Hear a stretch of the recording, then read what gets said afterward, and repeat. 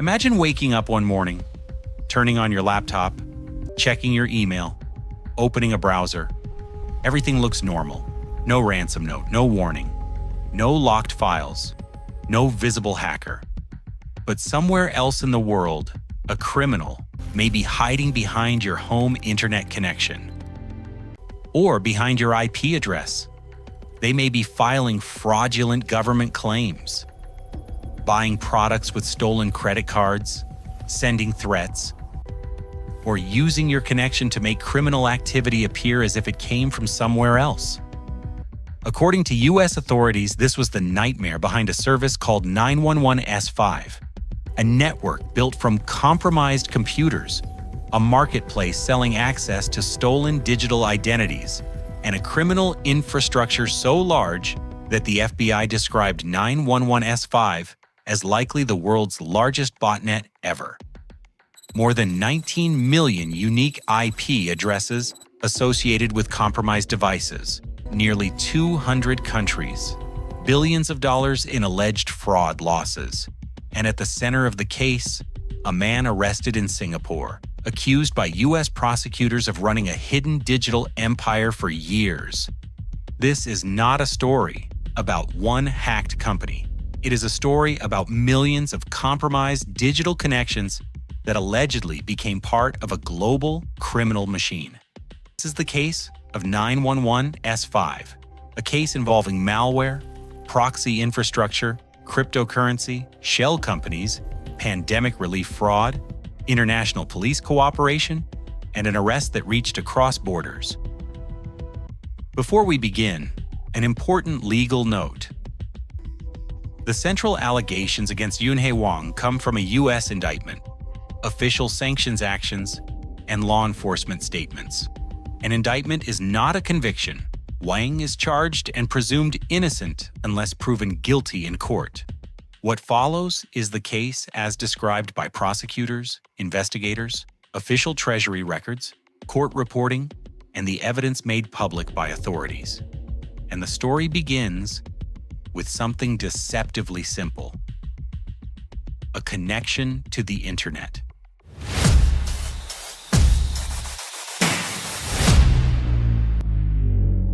Welcome to CyberCasebook. For most people, an internet connection is invisible. You pay for it. You use it. You trust it. Your router becomes part of your daily life without you ever thinking about what it represents. It can reveal an approximate network location. It can be linked to a device, and it can become part of the security systems used by banks, retailers, employers, and government websites. According to US authorities, 911 S5 allegedly exploited that trust. The service allegedly turned compromised computers into a pool of residential proxy connections. A paying customer could route activity through one of those connections and to an online service. The activity could appear to come from the victim's IP address instead of the customer's real location. That distinction mattered. A residential connection can look more ordinary than suspicious traffic originating from a known hosting provider or distant data center. According to prosecutors, the alleged value of 911 S5 was not simply internet access. It was the appearance of legitimacy.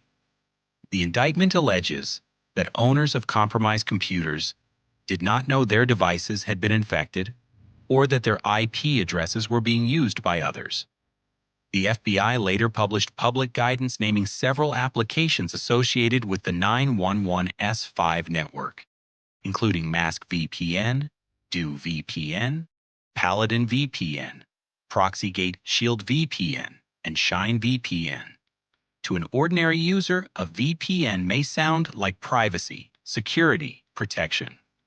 But according to investigators, some software tied to this case allegedly contained hidden backdoors that allowed devices to become part of a proxy network. There was no dramatic warning on screen, no locked files, no demand for payment. That was what made the alleged operation so difficult to see. The computer did not need to stop working. It only needed to remain connected. And, according to prosecutors, those connections became a product. a product sold to customers around the world. By the time authorities moved against 911 S5, they said the network included more than 19 million unique IP addresses associated with compromised devices across more than 190 countries. The FBI described 911 S5 as likely the world's largest botnet ever.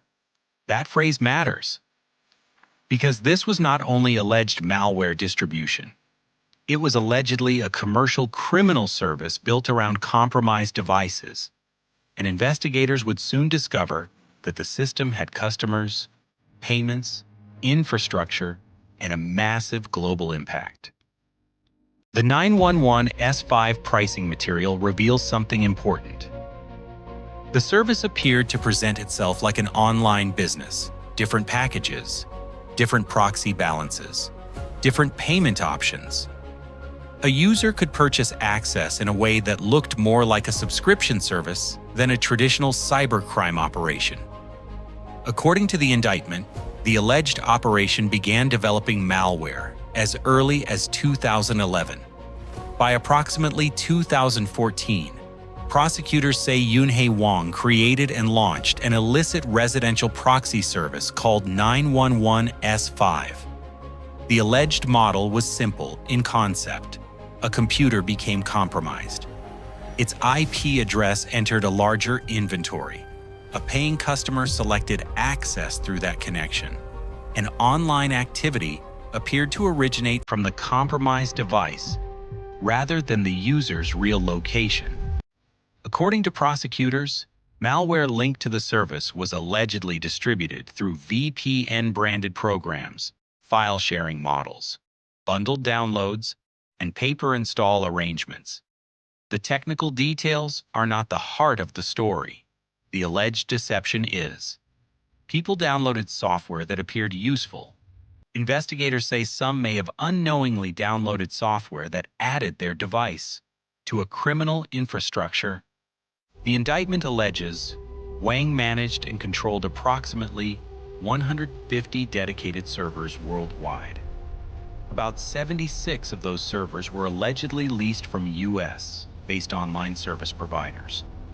According to prosecutors, the servers were used to manage the service, control compromised devices, and provide customers access to proxy IP addresses. This was not a one-time attack. It was allegedly an operating system for cybercrime, a service that needed hosting, payments, customer access, domain names, and a constantly changing supply of compromised connections. The indictment says that while the broader inventory included more than 19 million unique IP addresses associated with compromised devices, at least 200,000 IP addresses could be offered at any given time on a rotating basis.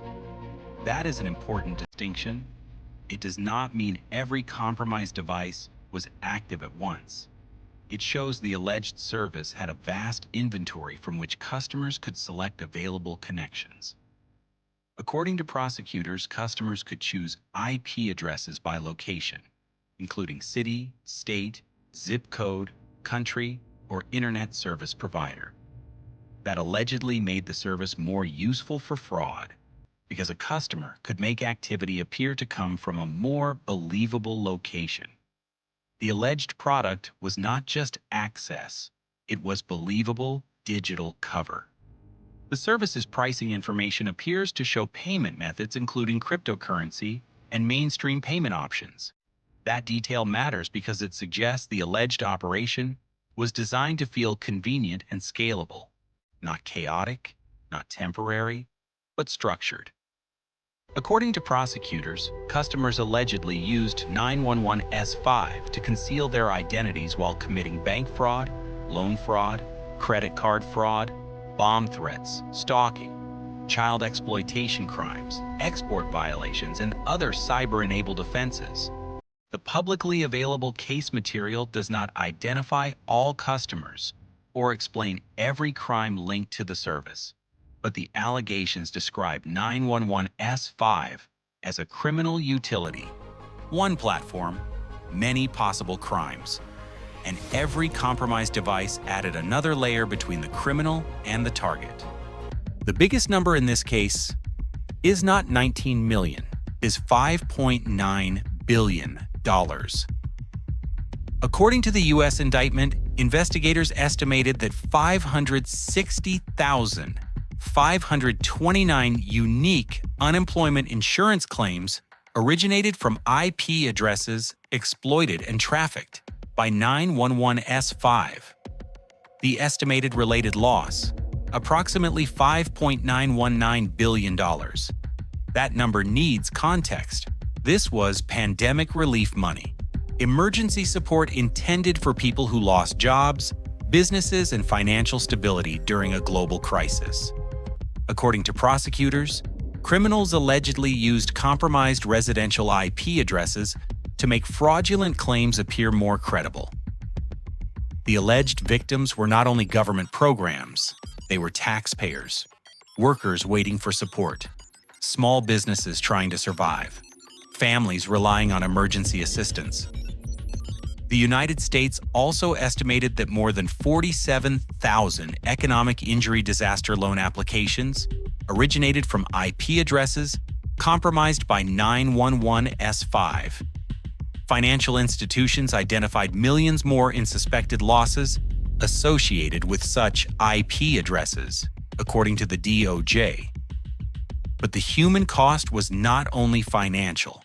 Imagine discovering that your computer had been quietly used as part of a criminal proxy network. You may not know who used it, you may not know what they did, but your IP address could appear in the digital trail of someone else's crime. That does not mean the owner of the device committed the crime. According to prosecutors, the alleged purpose of the system was to place an innocent person's connection between the criminal and the target. The case also included allegations involving bomb threats and child exploitation-related crimes. The public records do not provide graphic details, and none are necessary here. What matters is that the alleged service was not limited to a single type of fraud. It could allegedly be used by different customers for different crimes. That made it more dangerous. The system did not need to choose a target. It only needed to be available. One of the investigative threads reportedly came through a money laundering and smuggling investigation. According to the DOJ, criminal actors in Ghana and the United States allegedly used IP addresses purchased from 911S5 to place fraudulent orders using stolen credit cards on the Army and Air Force Exchange Service online store. Shop My Exchange.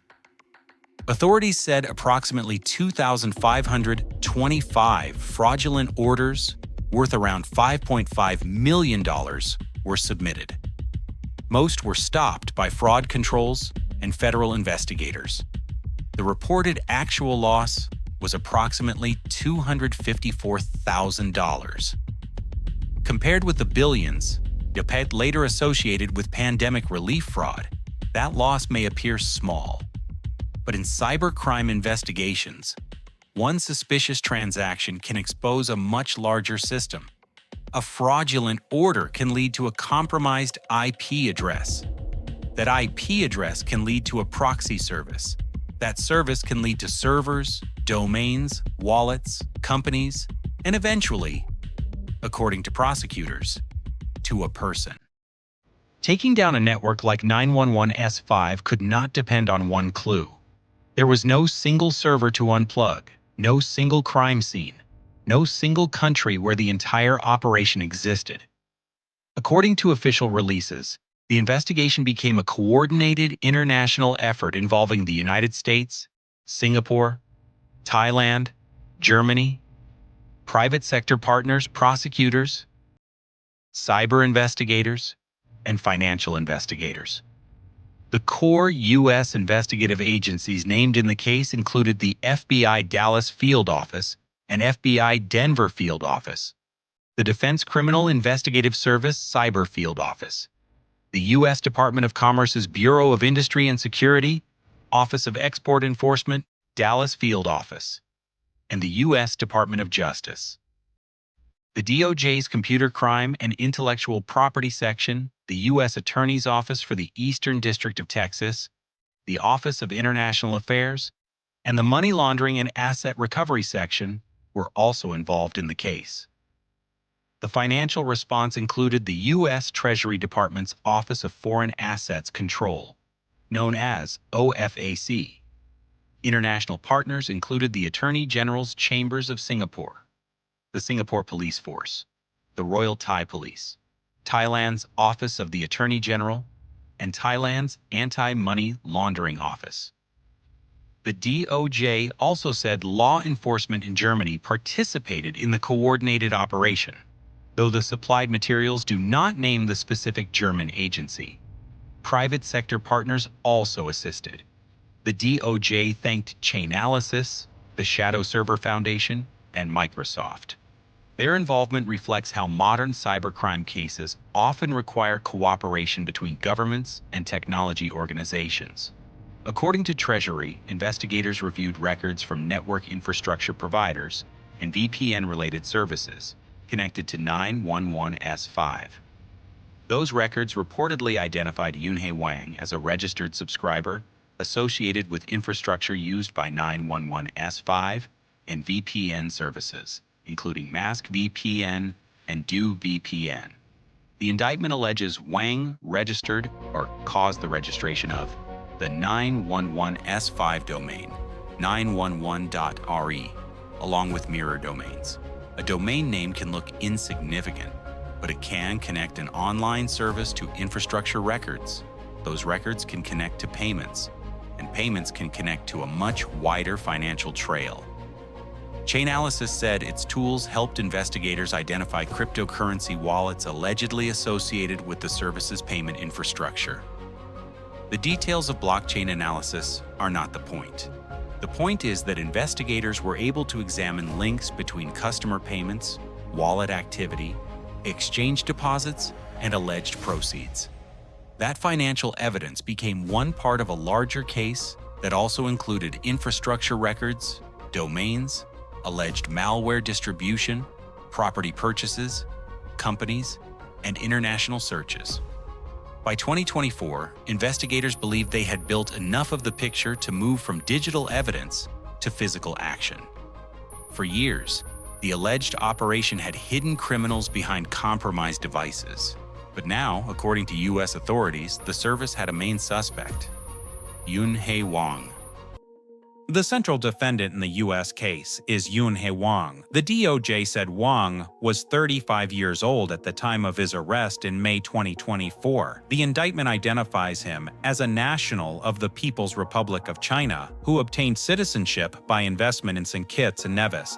It also lists several aliases, including Jack Wan, Jack Wang, Williams Tang, Jack Wong, Williams Long, and Tom Long. But much of Wang's personal background remains unknown. The supplied official materials do not publicly confirm his date of birth, childhood, education, family background, technical training, or first job. There is also no separately confirmed public record in the supplied materials connecting him to major ransomware groups or unrelated hacking operations before the alleged 911S5 scheme. According to prosecutors, the case history begins with alleged malware development as early as 2011 and the launch of 911S5 around 2014. Prosecutors listed companies, accounts, properties, and alleged financial transactions connected to the case, which they say formed part of the wider money laundering scheme. The indictment names businesses registered in several jurisdictions, including Singapore, Thailand, the British Virgin Islands, the United Kingdom, and the United States. Rather than treating every company as proven criminal activity, it is important to be precise. These are allegations in the indictment. According to prosecutors, Wang allegedly used proceeds from the service to purchase property in the United States, St. Kitts and Nevis, Singapore, Thailand, China, and the United Arab Emirates. The indictment alleges that he lived in some properties in Singapore, Thailand, and China, It also alleges that he received more than $99 million from sales of hijacked Proxy IP addresses between approximately 2018 and July 2022. The indictment also alleges Wang did not act alone. It refers to co-conspirators known and unknown to the grand jury. In the money laundering section, 2 alleged co-conspirators are identified only as JL and YZ. According to prosecutors, they allegedly opened accounts, converted cryptocurrency, moved funds, and purchased real estate for Wang's benefit. The indictment alleges that approximately $13 million moved through bank accounts between 2019 and 2021 in an effort to conceal the source of the funds. In a separate Treasury action, OFAC sanctioned Jinping Liu and Yunhe Wang alongside Wang. Treasury said Liu allegedly assisted with laundering criminally derived proceeds, including through accounts held in her name. Treasury said Zhang allegedly acted as power of attorney for Wang and Spicy Code Company Limited and participated in payments and property transactions on his behalf. OFAC also sanctioned 3 Thailand-based entities, Spicy Code Company Limited, Tulip Biz, Pattaya Group Company Limited, and Lily Sweets Company Limited. Sanctions are serious financial restrictions, but they are not criminal convictions. Then came another twist. The FBI says 911S5 began operating in May 2014 and was taken offline by its administrator in July 2022. But the indictment alleges that compromised devices remained infected and could potentially be used to reconstitute an illicit proxy service. FBI guidance referred to the rebranded service as CloudRouter, while DOJ materials referred to ClueRouter.io. The supplied official materials do not resolve that naming difference. The message from investigators was clear. Closing a website is not always the same as eliminating a criminal network. Compromised devices may remain vulnerable. Financial infrastructure may remain active. And a service can return under a new name. That is why the 2024 operation was not only about arresting a suspect, it was about disrupting the wider system around him.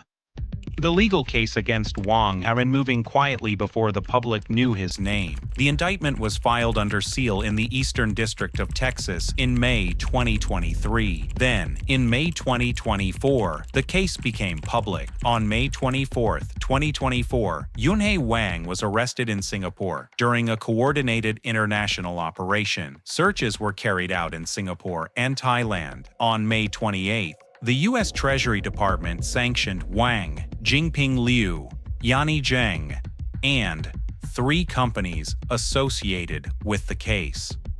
On May 29th, the Justice Department publicly announced the disruption operation.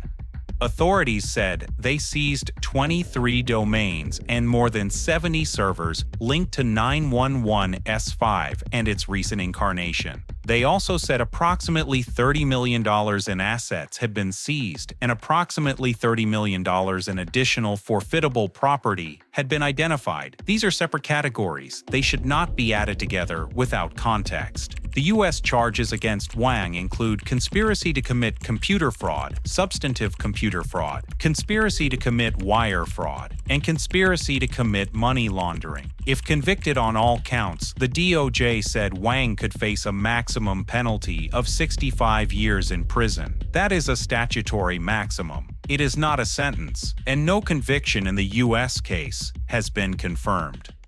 On January 15, 2026, Singapore's High Court dismissed Wang's judicial review application concerning seized items and requested documentary evidence, and ordered him to pay 8,000 Singapore dollars in costs. But the court did not decide whether the earlier magistrate decisions were correct. It said that issue did not arise in that proceeding. The judgment also states that Wang appealed the High Court decision. At that stage, the extradition process had not yet reached its final committal hearing, and no conviction in the U.S. case had been confirmed. The 911S5 case matters because it reveals a different side of cybercrime. Not every cybercriminal steals data from a major company. Not every cybercrime begins with a ransomware note. Some operations allegedly build services for other criminals. Some sell access. Some sell stolen digital cover. Some turn ordinary home internet connections into infrastructure for fraud. For individuals, the lesson is straightforward. Be cautious with software that promises privacy, speed, free access, or security without a trustworthy source behind it. For businesses, the lesson is deeper. Fraud detection cannot rely only on whether a connection appears local or residential, because in cases like this, according to investigators, a residential IP address may not belong to the person actually using it. And for law enforcement, the case shows what modern cybercrime investigations require.